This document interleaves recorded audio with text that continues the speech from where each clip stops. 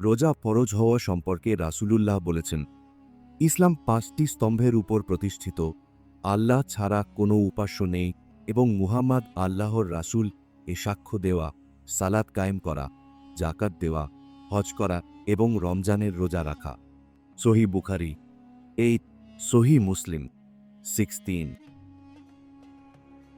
রমজানের ফজিলত রাসূলুল্লাহ বলেছেন, যে ব্যক্তি ঈমানের সাথে এবং সওয়াবের আশায় রমজানের রোজা রাখে তার পূর্বের সব গুনাহ ক্ষমা করে দেওয়া হয়।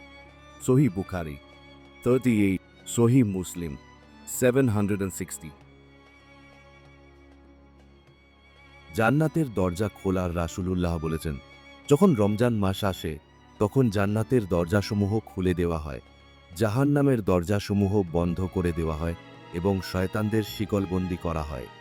সহিহ বুখারী 1899, সহিহ মুসলিম 1079।